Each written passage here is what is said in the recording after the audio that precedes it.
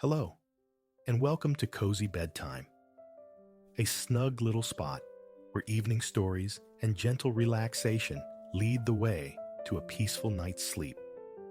Tonight, we share another soothing tale designed to calm your thoughts and invite a sense of comforting tranquility. But first, let's pause for a moment to prepare body and mind for rest. Find a comfortable position, and with each slow inhale and gentle exhale, imagine the day's worries drifting away. Detaching from daily busyness can be tough, especially as bedtime nears. But remember, the less we worry about falling asleep, the more easily our minds can release lingering tension. Allow the gentle rhythm of your breathing to wash away any leftover concerns, and let tonight's story guide you into deep relaxation. Now, settle in and let the warm, comforting atmosphere of cozy bedtime envelop you. Enjoy the story, and may your night be peaceful and restorative.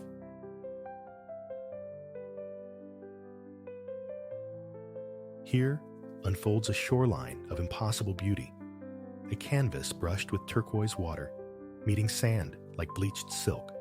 Settle into its softness. Feel the sun, a benevolent star in the pale cerulean expanse, kissing your skin with gentle warmth.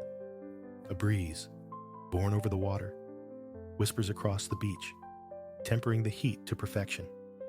Listen. The ocean sighs against the shore, a rhythmic hush, waves cresting and collapsing in a tranquil cadence. Peace settles deep within you, a quiet pool mirroring the rise and fall of the water. Breathe with it. Inhale as the waves gather. Exhale as they spill onto the sand. Your own breath becomes an internal tide, swirling through chest and belly. Just for a moment, let your eyelids drift shut. The breeze becomes a tangible caress against your face. The ocean's voice clarifies, purer now, each successive wave a deeper balm than the last. Soon, a profound calm envelops you, vast and serene as the sea itself. Eyes open again to a subtle shift in the familiar. The turquoise water still shimmers ahead, sunlight fracturing across its surface. The same white sand still cradles your feet. Yet turning your gaze sideways reveals the unexpected. Beside you sits a magnificent elephant, his gray hide shimmering like dusted silver in the sun. He seems utterly at ease, legs sprawled languidly across the sand, basking. You've encountered elephants in enclosures, distant and contained, but never one so near, radiating such quiet friendliness. He carries the grace of youth, noticeably smaller than the giants of memory. Tiny tusks, like polished ivory buds, peek beside his trunk. Not a calf then, but not yet fully grown. A scattering of bristly, chestnut-hued hair crowns his head, stirring in the same breeze that playfully lifts his enormous, fan-like ears. The unmistakable mark of his African lineage. His gaze meets yours, imbued with startling kindness. Then the impossible happens. He speaks. His voice, resonant yet soothing like the ocean's murmur, introduces him as Kalen, your guide for this day. Though merely 10 years old, he explains, his entire existence has unfolded amidst the splendors of East Africa. It would be his honor, he rumbles gently, to show you his cherished homeland, Tanzania. He speaks of soaring Kilimanjaro, the teeming wildlife sanctuaries, and shores like this very one. Communicating with this creature feels both surreal and profoundly natural. His love for his home resonates in every syllable, assuring you of his capability. When he inquires if you'd care to ride upon his back, hesitation dissolves.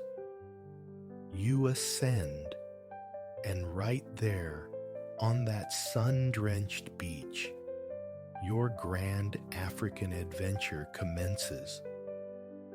Kalen's steps are measured, deliberate. His broad back offers surprising comfort. He ambles towards the ocean, choosing the shallow surf as his path, padding softly along the coastline. Water splashes coolly against his sturdy legs, a delightful counterpoint to the rhythmic waves.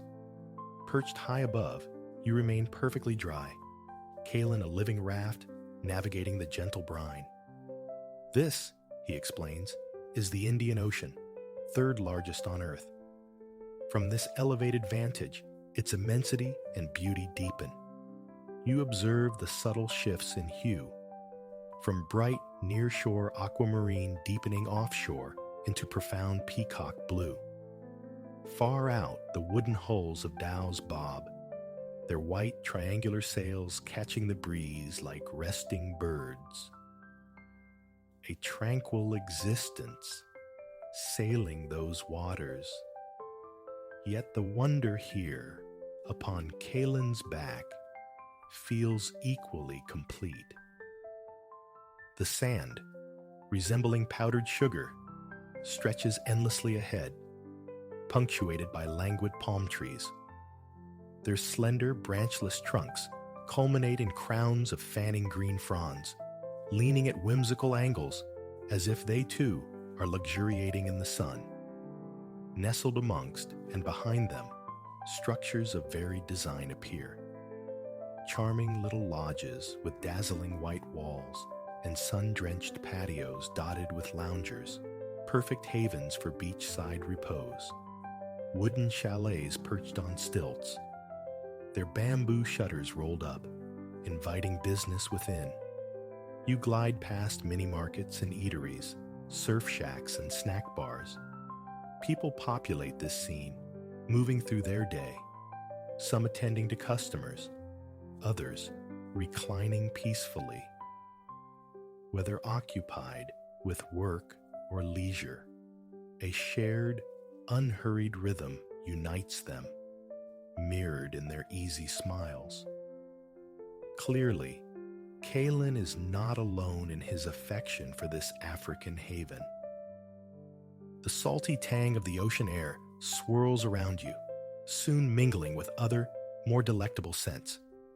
Kalen senses them too, his trunk lifting, questing hungrily.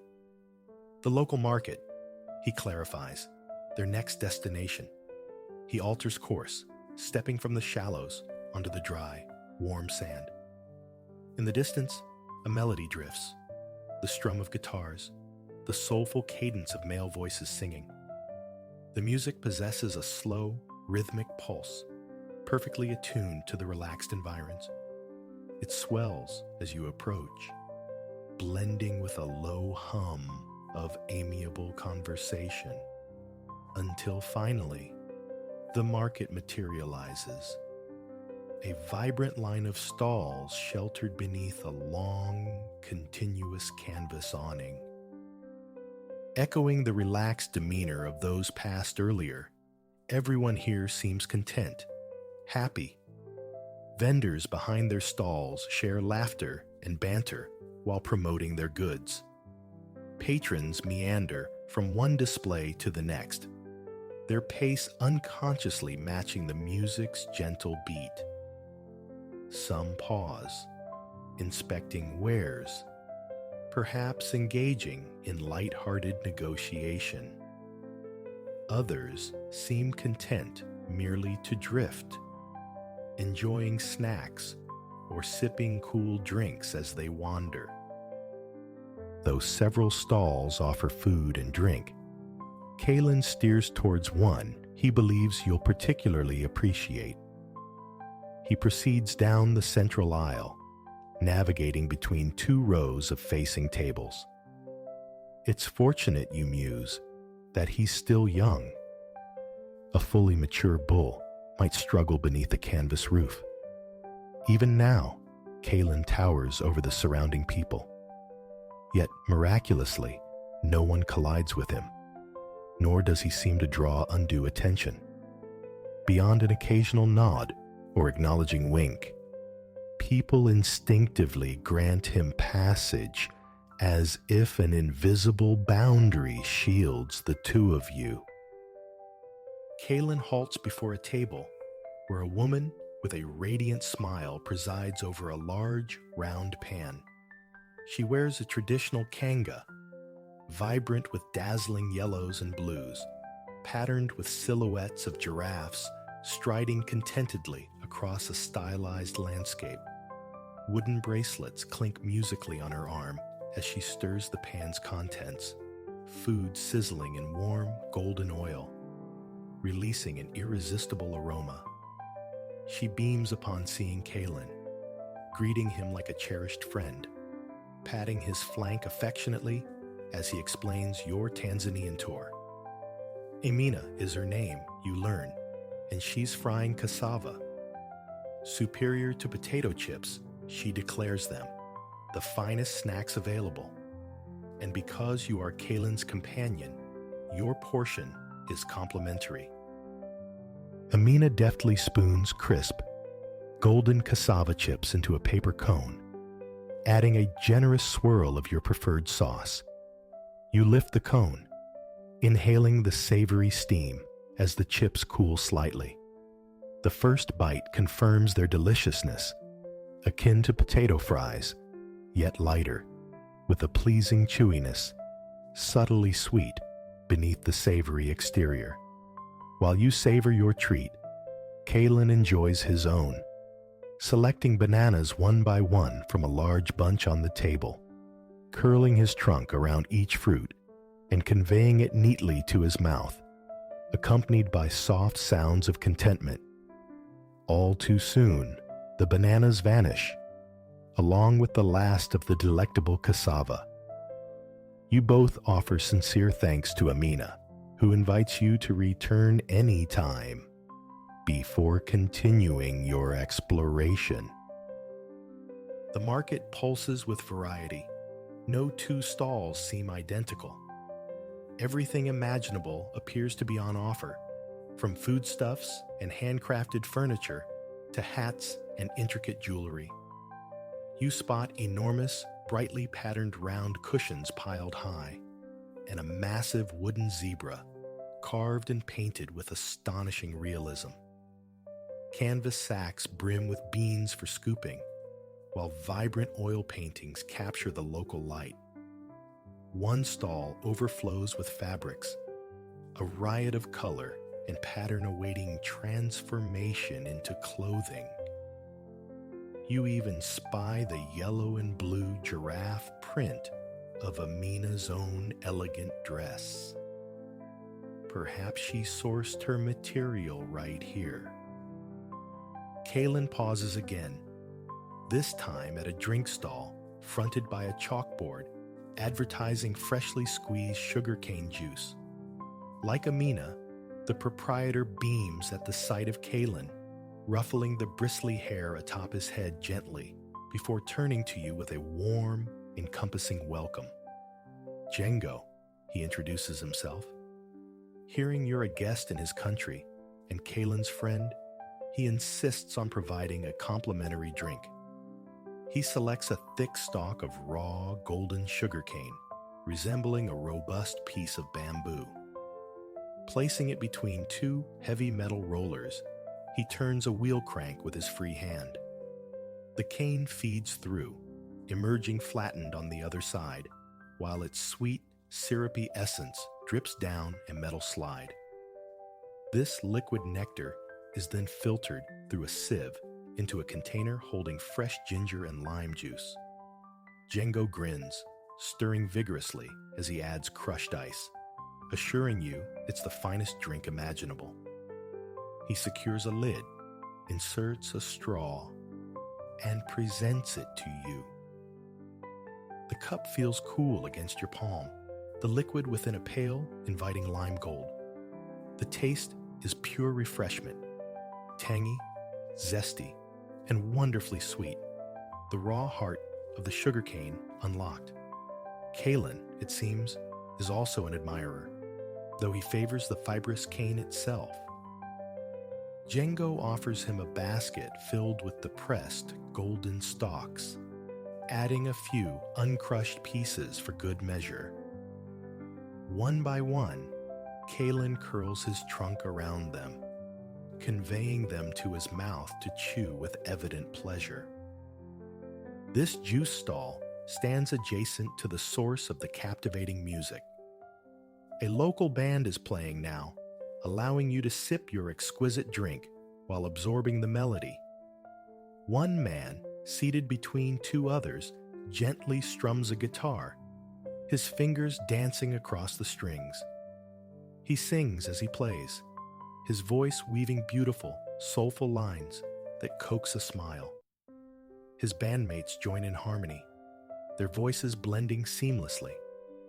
Positioned in a space between stalls, the musicians stand directly on the sand, facing the ocean, seemingly serenading the waves themselves.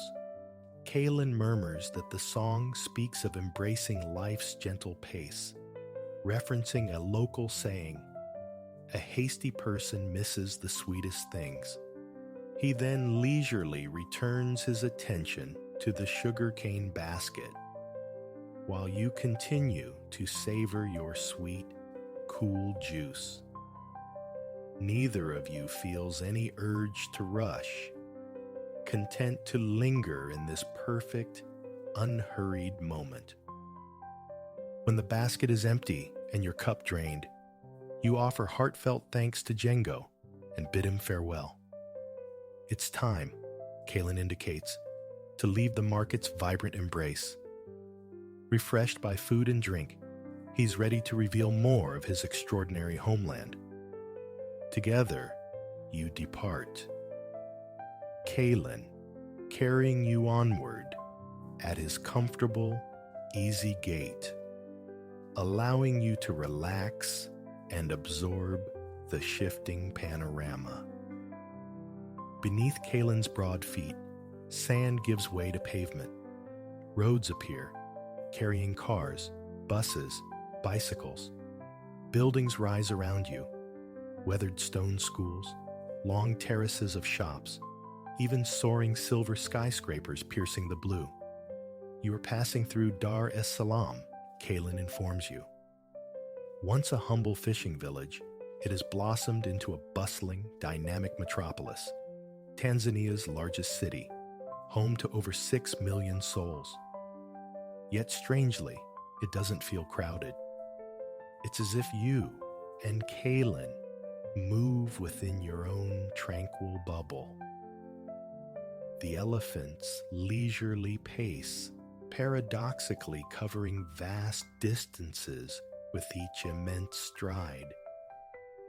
Soon, the cityscape recedes, replaced by the rolling grasslands stretching northwards. 1,000 shades of green paint the hills and plains, adorning scattered trees, shrubs, and bushes. Kalen follows a well-worn path, an ochre ribbon winding through the verdure, compacted by the passage of countless animal feet. The city's hum fades, replaced by the persistent, gentle chorus of birdsong.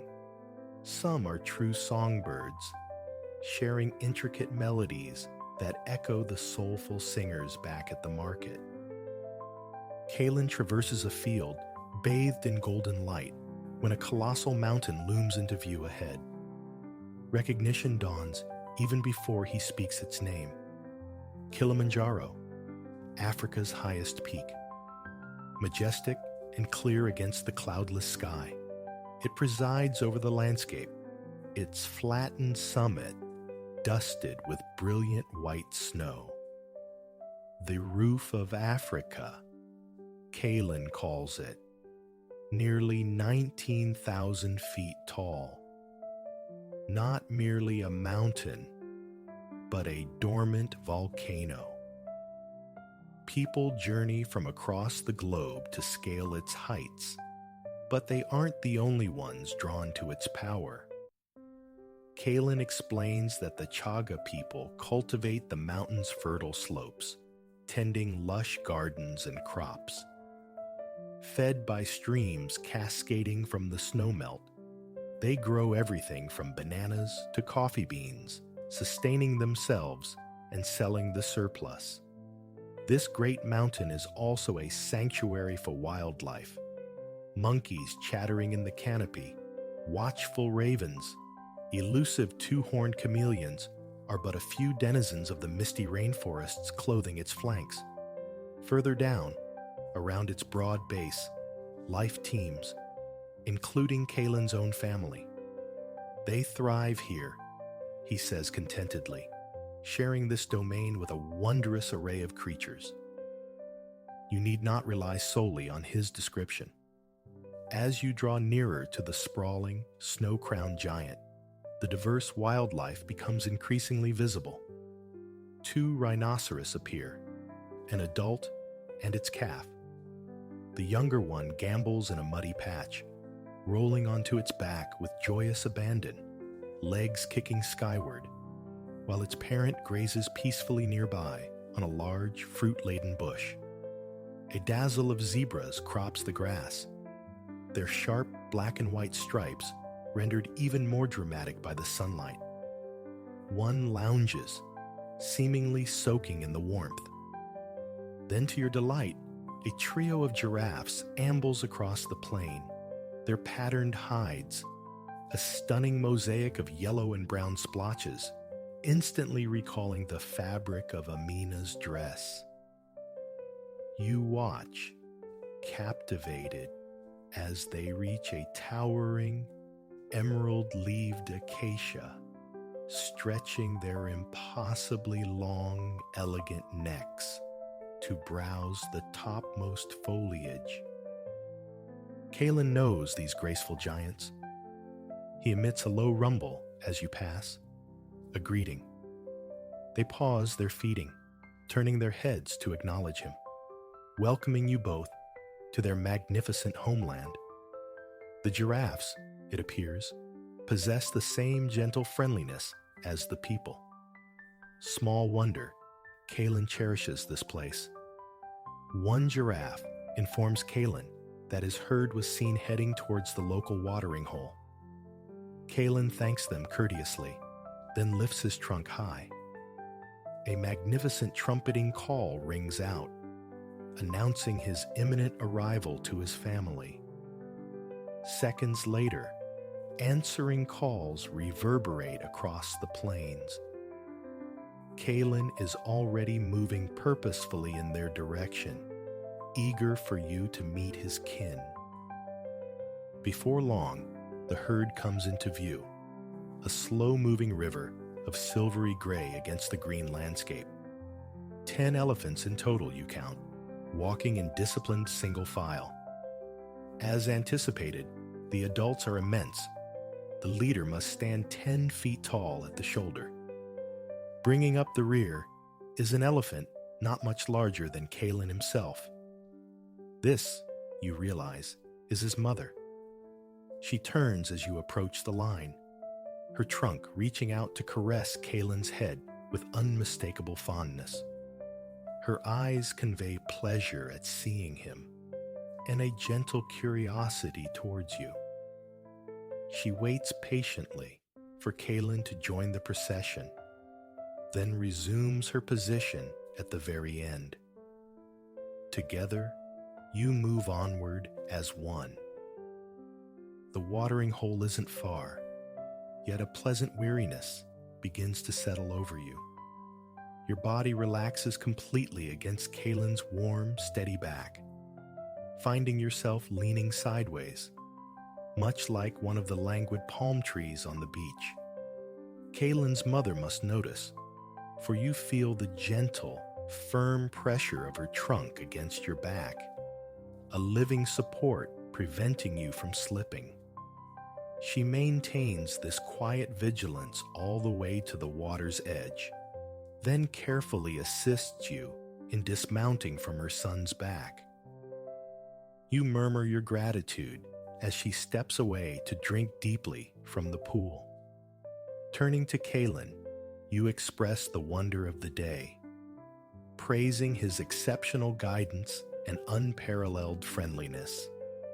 He responds with an affectionate rub of his trunk against your hair, assuring you of your welcome anytime.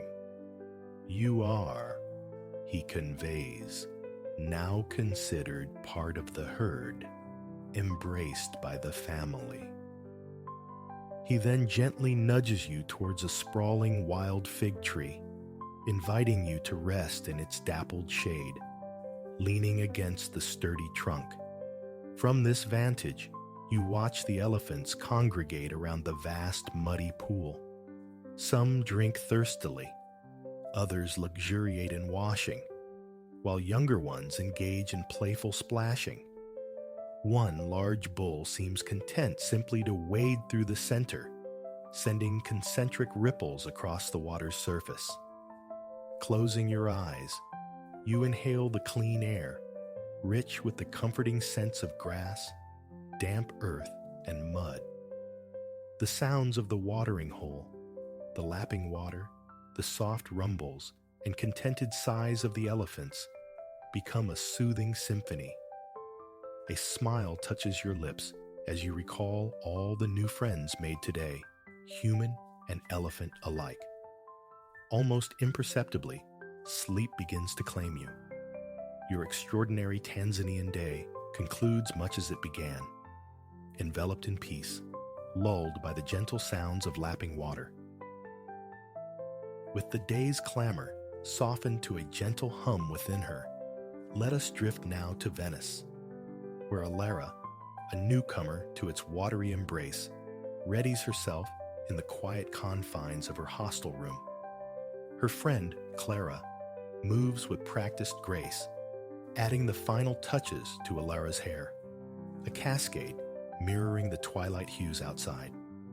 Yet Alara drifts, anchored only by the rhythmic pull of Clara's brush, her mind replaying the sunlit collision from hours before, a stumble in the vibrant chaos of a street market, a moment of lost balance, and then strong hands steadying her, pulling her back from the edge of gravity. She'd found herself caught, quite literally, in the arms of a stranger. Dark hair framed a face sculpted by Venetian light, eyes the startling green of lagoon depths meeting hers. Matteo, he'd introduced himself, his voice a low current beneath the market's symphony. In that instant, the world tilted. The jostling crowds, the calls of vendors, the scent of brine and fruit, all receded to a muted backdrop, leaving only the electric space between them. It felt scripted, a scene plucked from celluloid dreams. Alara had braced for a polite smile, a quick departure.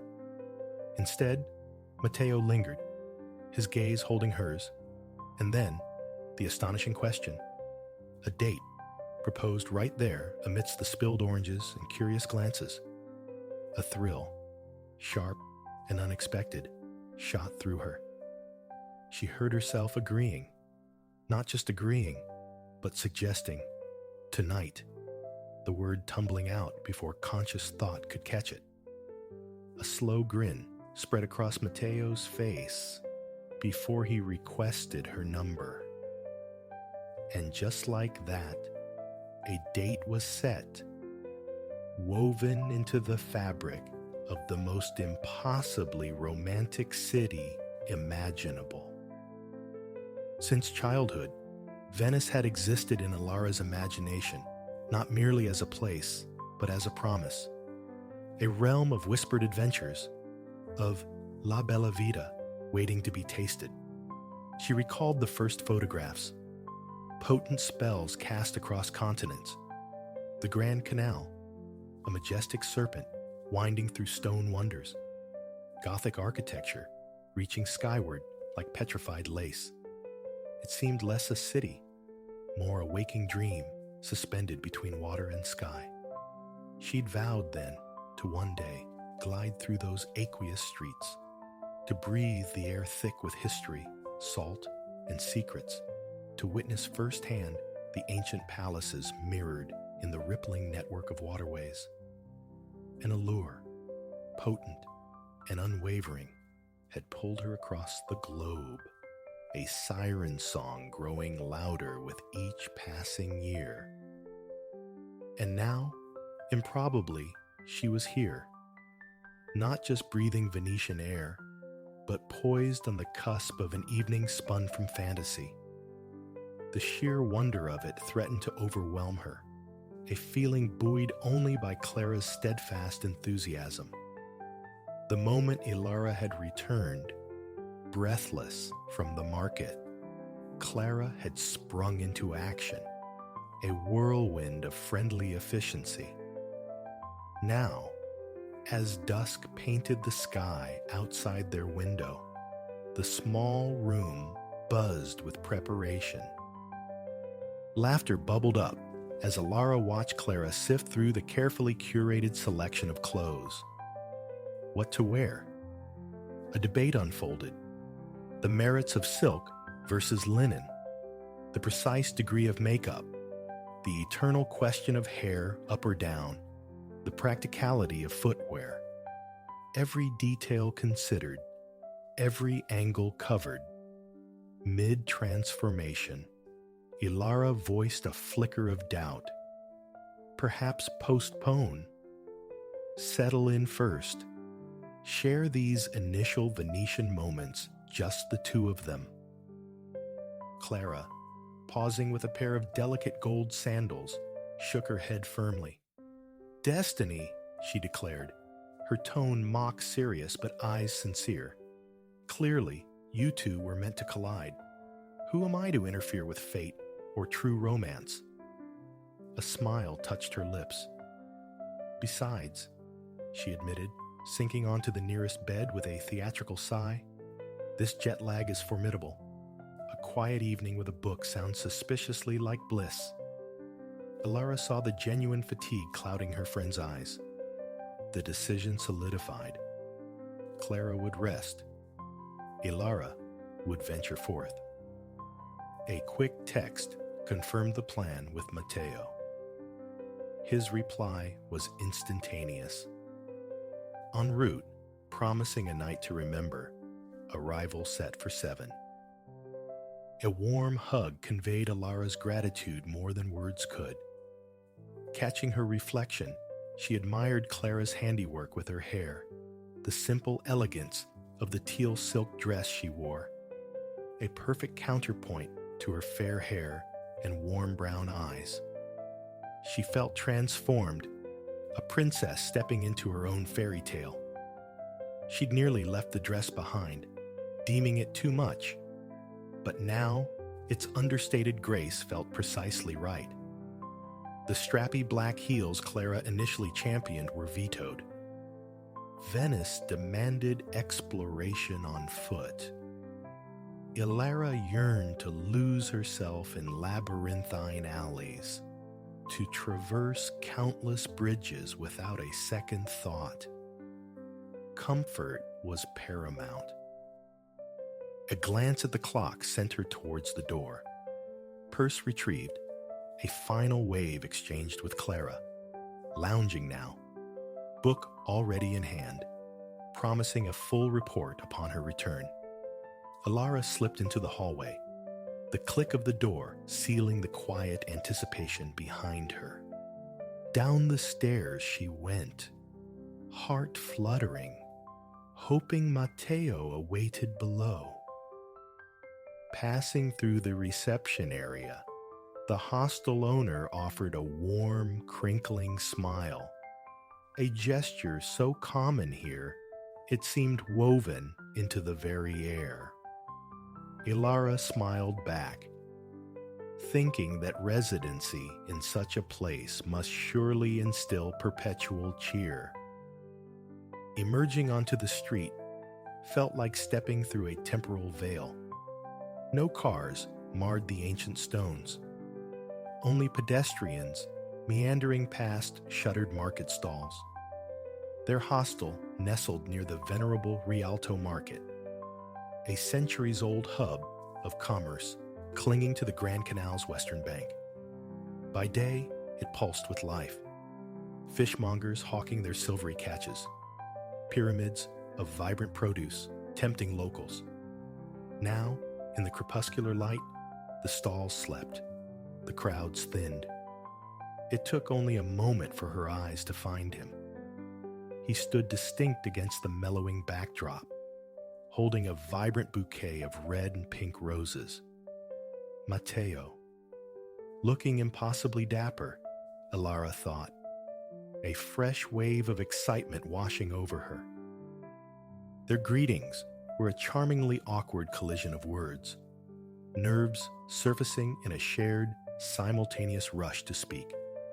He presented the flowers, their fragrance intoxicating as Elara drew them close. Laughter broke the tension. She thanked him, admiring the blooms. The selection was easy, Matteo murmured, for someone with a name as lovely as hers, a name that suited her beauty. With a gentlemanly grace, Matteo offered his arm. They began to walk, his voice a melodic counterpoint to the city's evening sounds as he spoke of Venice. Elara found herself captivated, thinking she could listen to its lilting cadence forever. Venice, he began, his gestures painting pictures in the air, rests within a crescent lagoon, a city conjured upon more than 100 islets, tethered by some 400 bridges. He explained the absence of roads, the lifeblood of canals, 150 tributaries feeding the majestic Grand Canal, itself curving like a silken S through the city's core.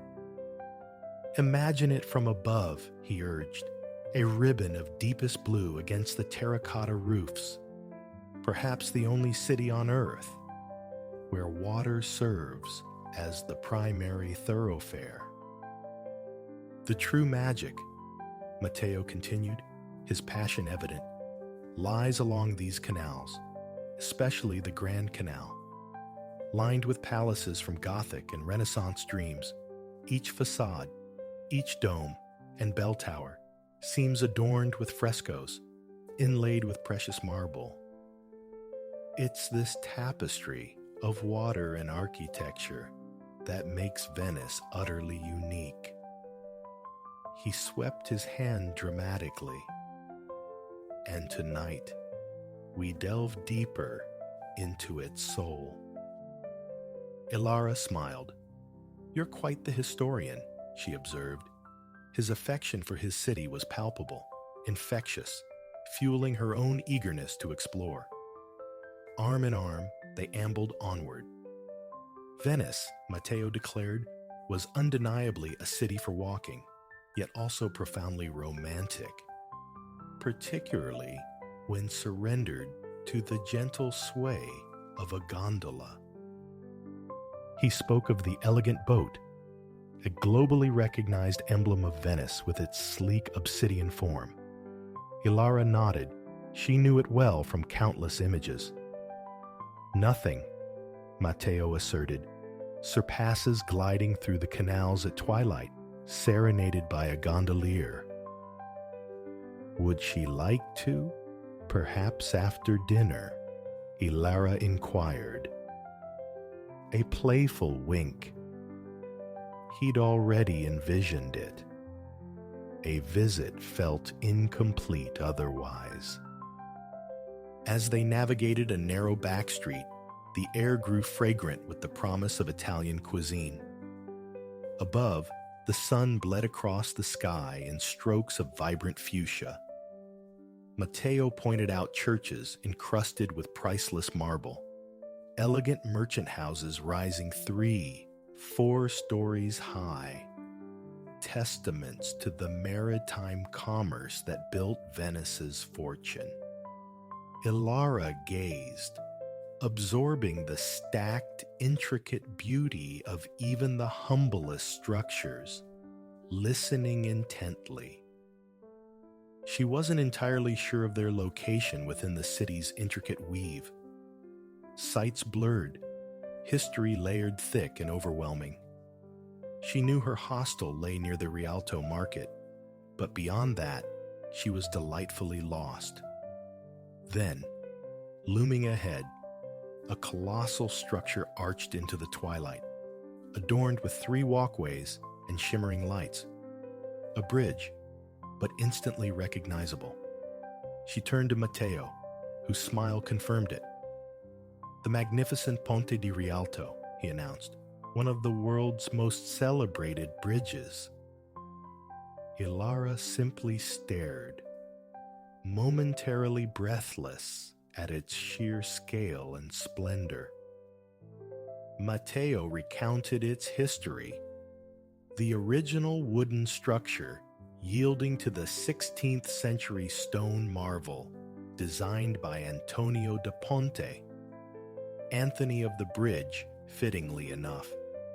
Even Michelangelo had been considered, but the local architect ultimately won the commission.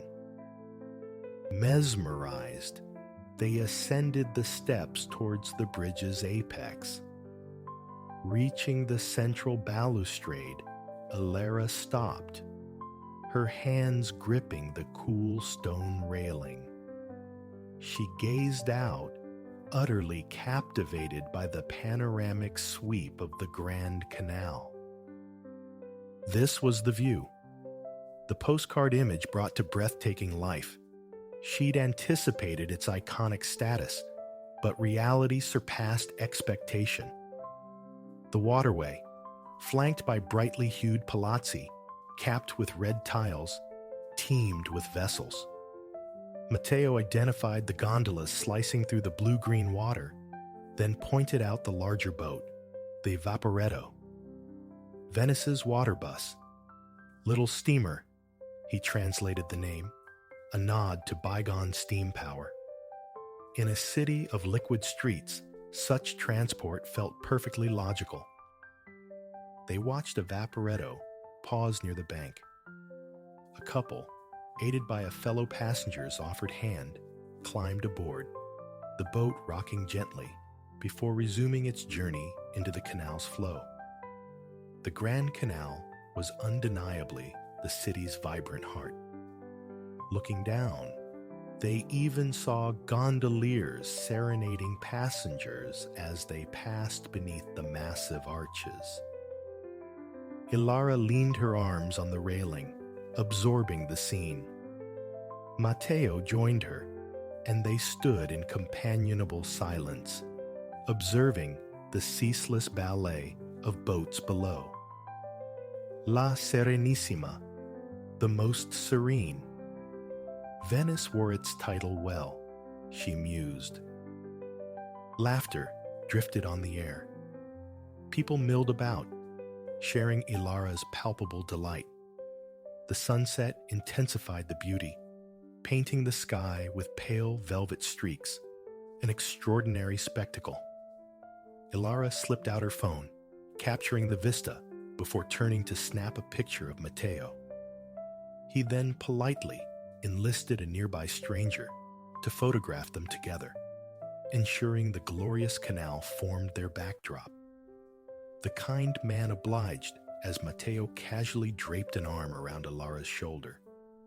Their wide, happy smiles prompted a chuckle from the photographer. "A handsome couple," he remarked, returning the phone before moving on. Matteo winked at Ilara, taking one last shot of her against the fading light, declaring it the best yet. Phone tucked away, they watched the final rays surrender the sky.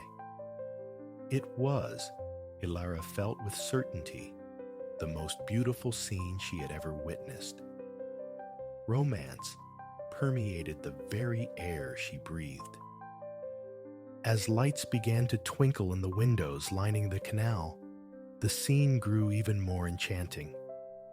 spectral mists began to curl upwards from the water's inky surface, veiling the grand buildings in soft mystery. "I could stand here forever," Elara confessed, "and never tire of this view. I doubt anything else in the city could surpass it." Matteo nodded in understanding. "The Grand Canal," he agreed, "is the true heart of Venice." Finally, they drew away from the railing, arms still linked in arm. Descending the steps, they returned to street level, just as the first stars pricked the darkening canvas above. Matteo led them to a charming restaurant tucked onto a corner, its tables overlooking the water. He'd already secured a table in the back, the one, he assured her, with the finest view. They settled in as a waiter approached with a cheerful "Buonasera" and handed them menus. As he retreated, Matteo leaned in conspiratorially. "This place is authentic," he whispered, "not one of the tourist traps." Elara laughed. "Good thing I'm dining with a local then." Perusing the options, Elara asked for his recommendation. Matteo scanned the pages thoughtfully before looking up. The frito misto, an assortment of fried seafood, was the perfect starter, he declared. And for the main course, the risi abisi, a creamy rice and pea dish akin to risotto, was unparalleled. Given the restaurant's reputation for generous portions, they agreed to share. They relayed their choices to the returning waiter, who noted them swiftly. It was a perfect evening, Elara reflected, the cool breeze gently teasing her hair. The faint, briny scent of the canal mingled with distant murmurs of voices and laughter, creating a soothing soundtrack to their meal. They savored the food, each bite, Elara proclaimed, surpassing the last. A comfortable ease settled between them. Conversation flowed effortlessly, punctuated by shared laughter. Time, caught in their enjoyment, seemed to dissolve. Eventually, the waiter reappeared, gently informing them it was nearing closing time. Matteo handled the bill. Sensing Elara's slight disappointment that the evening might be concluding, he took her hand, his eyes sparkling. "Here, in this city of canals and mist," he smiled, "the night is only just beginning." Now, he declared, was the perfect hour for that gondola ride. Delight surged through Elara. Their adventure wasn't over. Another chapter awaited. They strolled from the restaurant, walking alongside the canal's edge. Elara's heart leaped when she saw it. A sleek black vessel bobbing gently, waiting just for them. The perfect culmination to a perfect first date in the city of romance. As they stepped carefully into the boat, Elara registered the tranquil sound of water lapping against ancient stone walls. Then, as the gondola began its silent glide down the darkened canal, the gondolier, true to Matteo's promise, began to sing. His voice, a hauntingly beautiful melody that echoed softly across the water. The experience was profoundly serene, deeply calming. A blanket of peace enveloped Elara. She looked at Matteo, her smile conveying everything. "Thank you," she whispered, "for the most romantic Venetian adventure." And the gondola carried them onward, deeper into the velvet embrace of the night.